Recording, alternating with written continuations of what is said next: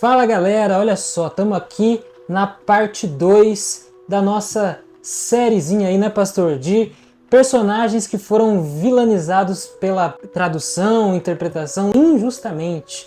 No vídeo anterior a gente falou sobre a Rainha Vasti, que muita gente interpretava como vilã. A gente viu que na verdade ela era uma defensora dos seus princípios, né? E aqui agora nós vamos falar de outra personagem. Pastor Gabriel, será que a esposa de Jó, aquela que diz para Jó amaldiçoar Deus e morrer, ela foi injustamente vilanizada? Você tocou numa parte muito polêmica, sabe? E eu sei que depois desse vídeo talvez muita gente vai questionar, discordar comigo, porque existe alguns temas bíblicos, na verdade boa parte deles não existe um consenso, mas a gente precisa ser justo em vários aspectos, tá? E eu vou ler aqui algum texto. Eu quero que você acompanhe o raciocínio lógico comigo e você vai ver se faz sentido ou não, tá bom? Antes, você já sabe, tá? Deixa o like no vídeo, se inscreve e bora entrar nesse assunto polêmico de vez. Meu nome é Gustavo, tô aqui com o pastor Gabriel, esse aqui é o Fé Geek, canal que mescla cristianismo e cultura pop de um jeito que você nunca viu. Bora para esse tema depois da vinheta. Fechou? Tchau.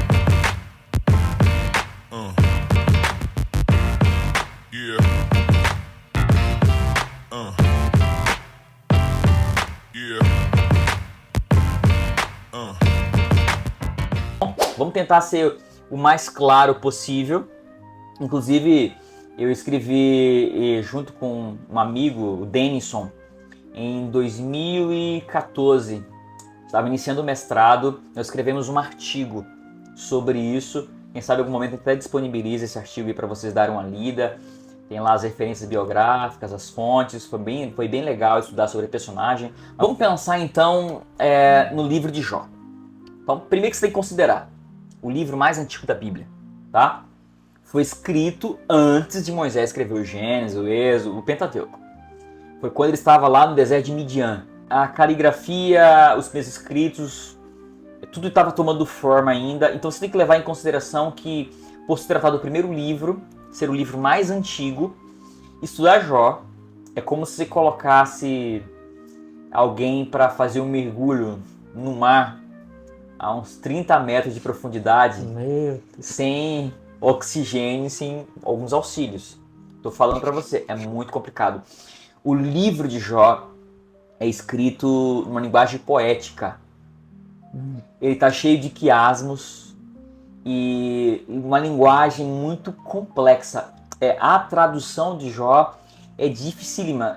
Há grandes complexidades e problemas aqui no livro. Mas vamos começar pelo básico. No capítulo 1, há um encontro, não vou entrar nessa parte lógica do livro, tá? Isso aí vai estar no artigo.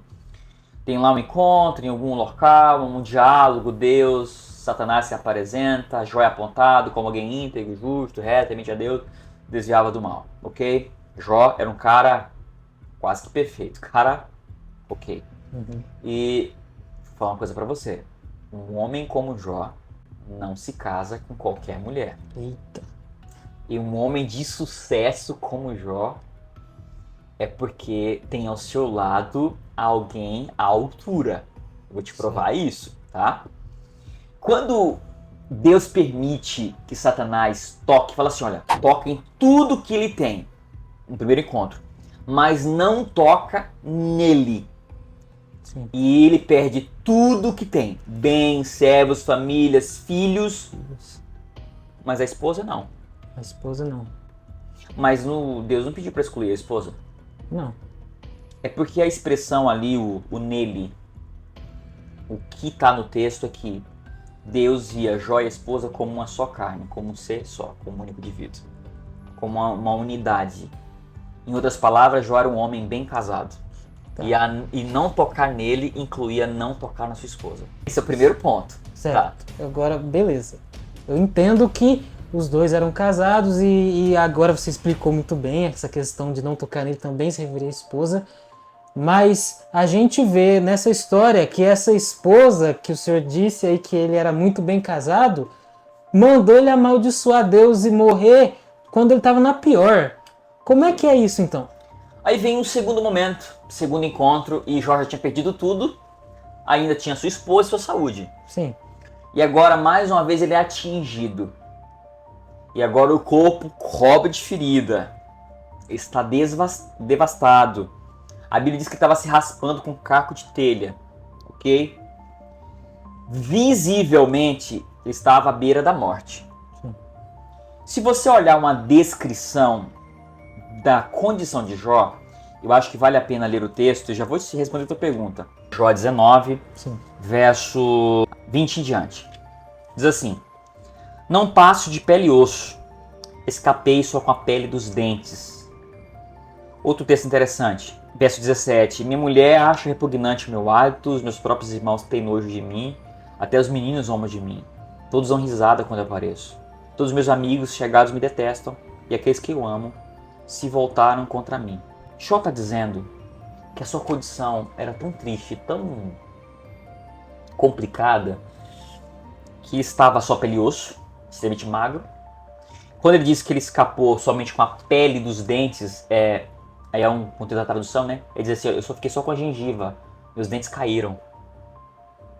Perdeu o dente, a boca apodreceu, meu hálito é repugnante. Jó estava como um morto-vivo, pele e osso. A esposa aproxima dele e fala assim, que viu Jó se raspando, tá?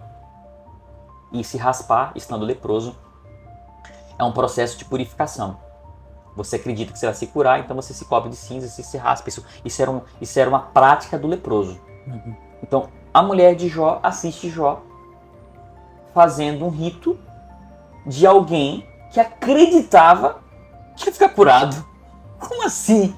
Ela se aproxima e fala assim: Jó, conservas ainda a tua integridade? Isso é uma pergunta. É. E ela diz assim: amaldiçoa teu Deus e morre. Tá. Primeira pergunta que eu faço pra você: quem pode amaldiçoar Deus? Olha pra mim, quem pode amaldiçoar Deus? Um pai pode amaldiçoar um filho? Um filho pode amaldiçoar o pai? Você só geralmente se amaldiçoa a alguém que é inferior a você. Sim. Certo? Alguém pode amaldiçoar Deus? Veja, alguém pode blasfemar contra Deus. Blasfemar é diferente de amaldiçoar. Você vai proferir maldição sobre algum ser superior que você... Ok. A palavra ali é a palavra barak. E aí a gente não tem um conceito teológico muito claro, porque a palavra barak vai mudar de acordo com o seu tronco verbal. Você pode encontrar ela no cal, no piel, no ritpael, no polel. Depende do tronco verbal. Ali está no verbo cal, por exemplo, do hebraico. Então a palavra pode ser traduzida como abençoar, amaldiçoar e bendizer. Qual dessas três é mais adequada? O contexto vai te dizer qual é mais adequado. Aí você vai falar assim: a mulher de Jó podia dizer assim: Jó, abençoa a Deus e morre? Também não fazia sentido. Não tem um nível. Quem vai poder abençoar Deus? Você pode abençoar Deus? Não tem como. Agora tem uma coisa interessante. Quando um patriarca estava prestes a morrer, o que ele deveria fazer? Ele teria que chamar os filhos, abençoar os filhos e morrer. Sim. Abraão abençoou Isaac, Isaac abençoou Jacó, pensando que é Esaú, Jacó abençoou Efraim, Manassés, aquela troca de mãos, abençoou José e assim por diante. Quando patriarcas não tinha filhos, o que ele tinha que fazer antes de morrer? Então não era abençoar Deus, não era amaldiçoar Deus. O que ele fazia antes de morrer? Bendizer a Deus e morrer. Bem dizer. Bem dizer. Louva a Deus e morre. Por isso que ela pergunta: conservas ainda a tua integridade? Se você ainda é íntegro, aproveita que você tem sanidade, você tem lucidez, bendiz a Deus, adora a Deus e morre. Então ela não disse amaldiçoar. Não disse amaldiçoar. E calma aí, você vai ter que... Vou te provar isso com o contexto, tá? Porque o tradutor teve que escolher que palavra ele ia colocar. Se era bendizer, se era amaldiçoar ou se era abençoar. Já eliminamos abençoar. Ficou amaldiçoar ou bendizer. Eu acredito que era bendizer, por causa do contexto. Jó responde à mulher assim: falas como alguém confusa. Deus nos deu o bem, por que não daria o mal?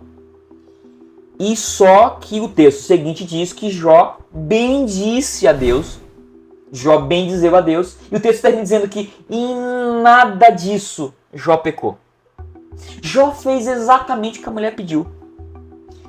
Por quê? A palavra ali, como tu falas como uma louca, é a mesma palavra que diz assim, tu falas como alguém confusa. Então Jó também não chama a mulher dele de louca.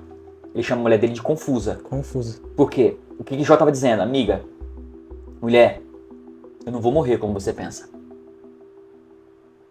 Eu não vou bem dizer a Deus para morrer porque eu ainda tenho esperança de ser curado. Certo.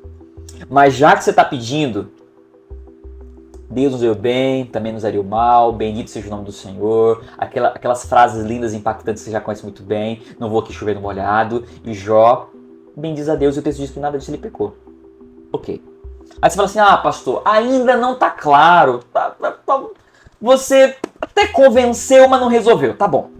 Vamos avançar para o final do livro. Deus mudou a sorte de Jó quando este orava para os seus amigos. E no diálogo ali de Deus e Jó, Deus fala para Jó que os amigos de Jó falharam com Jó e que Jó deveria oferecer sacrifício pelos seus amigos. Veja, oferecer sacrifício pelos amigos. Tá. Se a mulher de Jó tivesse falado para Jó, amaldiçoa Deus e morre, ou blasfema contra Deus e morre, qual era a consequência do pecado da blasfêmia? Se alguém tivesse blasfemado contra Deus nos dias de Jó, o que deveria acontecer com essa pessoa? Ser apedrejada. Primeira pergunta, por que os amigos de Jó não cogitaram, não falaram, não apedrejaram a mulher de Jó?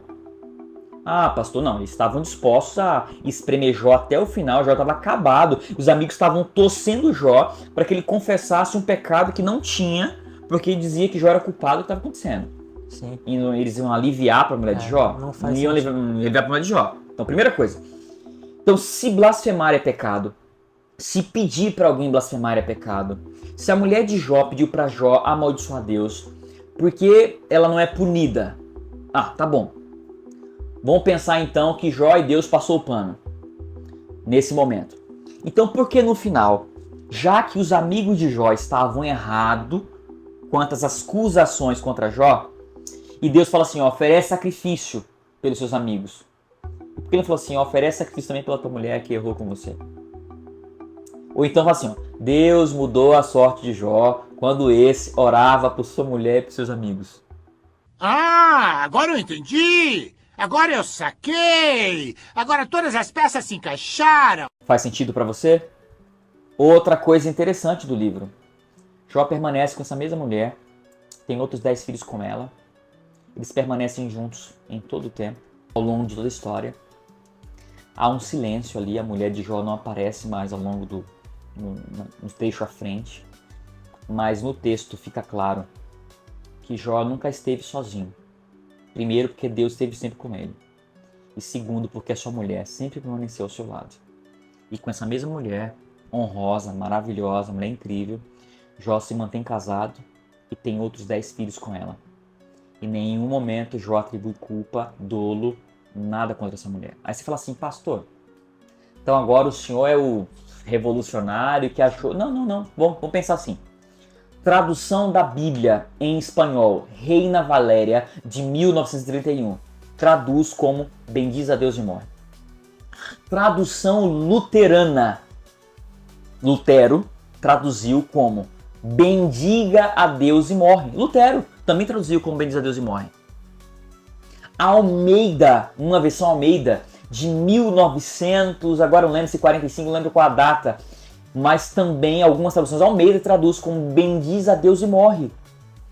Agora, por que essa mudança? Veja, período da Idade Média, período até de supremacia papal, posso dizer assim, havia uma cultura de um preconceito, um machismo velado, revelado, onde se colocava a mulher, até alguns momentos, como um ser meio que desprezível, ou apenas útil para a reprodução.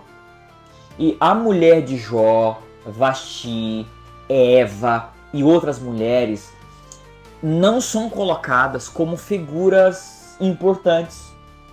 dentro do conceito da época. Então, os tradutores mais conhecidos, influenciados pela cultura, inclusive a tradição diz que a mulher de Jó era uma segunda Eva, que nem o diabo conseguiu passar a perna em Jó, mas usou a sua mulher para fazer isso. Então, havia uma visão assim bem demoníaca da visão da mulher de Jó. Então, não diria que era conveniente traduzir como amaldiçoa Deus e morre, mas era como se, tipo, não vai sair alguma coisa de boa dessa mulher. Sim, entendi. Então, parece que a palavra amaldiçoa Deus e morre combina mais com o contexto do que bendiz a Deus e morre. Já Lutero, que foi um homem revolucionário da sua época, um reformador, na sua primeira tradução, coloca bendiz a Deus e morre. Inclusive, no artigo que eu escrevi, eu coloquei pelo menos 5 a 8 traduções que usa bem dizer. Então, assim, eu não estou sendo pioneiro aqui em nada, não estou inventando isso e não sou eu, nem o Denison que fez o artigo comigo, que está dizendo que bendiga a Deus ao invés de amaldiçoa. Algumas traduções, alguns teólogos antigos, bem lá do passado, já interpretavam que há uma grande possibilidade de ser bendizer ao invés de amaldiçoar. E quando eu falo o contexto, não somente do texto, mas se você olhar toda a perícope, se você olhar todo o texto, analisar todo o capítulo e principalmente na trajetória final, quando Deus muda a sorte de Jó, a esposa está imune a tudo. É como se ela tivesse sido fiel e correta em tudo aquilo que ela fez. Ok? Então não tem como atribuir para ela uma culpa que não pertence a ela, ou dizer que ela agora pediu para Jó blasfemar. E você tem que se lembrar que o pecado contra a blasfêmia é apredejamento. Olha só, eu duvido que você sabia disso, que você tinha uma noção disso. Eu acho que pelo menos eu a vida inteira achava que ela tinha dito amaldiçoar, por isso a importância do estudo, né, de você ir atrás, assim como o pastor e seu outro colega foram atrás, né, desse conhecimento, desse artigo, construíram, lógico, estudando outras traduções, estudando muito a palavra, chegar nessa conclusão. E quero que você aí comente aí embaixo se você também foi pego pela tradução, assim como milhares de crentes, que nem eu, que nem muitas pessoas aí. Mas é isso, galera. Esse foi o nosso vídeo de hoje. Esse foi o personagem que a gente desvilanizou, podemos dizer assim, né, da Bíblia, que foi vilanizado por uma questão de tradução. E eu espero você no próximo vídeo. Não deixa de compartilhar, não deixa de deixar o teu like e se inscrever no canal, caso essa seja a primeira vez que você tenha assistido. Vamos dar uma sugestão? Coloca nos comentários quem você gostaria de ouvir. Qual outro vilão aí? Coloca aí. Quer ouvir sobre Manassés? Judas, talvez? Peraí. Quem você gostaria de ouvir? Manassés. Ó, tem uma história linda de Manassés. Caramba. Apesar de ter matado o próprio filho, oferecido a Maloque, mas tem muita coisa por aquele personagem lá, hein? Olha só. Vale a pena dar uma olhadinha de perto. Caim, talvez? Caim? Não sei. Bom, comenta aí depois os personagens que você queria ouvir um comentário. E a gente vai dar uma olhadinha. Quem sabe a gente não volta aqui e grava um videozinho sobre os personagens. Comenta aí, ó. Só não chama de herege não, que a gente tá provando o que a gente tá falando aqui, tá entendendo? Então não é heresia não. Coloca aí nos comentários quem que você quer ver, tá bom? De personagem que foi injustamente vilanizado. Beleza? No próximo vídeo a gente se encontra então, tá bom? Pra falar mais um pouco a respeito de outro personagem, quem sabe. Beleza? Um grande abraço a todos, Deus abençoe e até o próximo vídeo.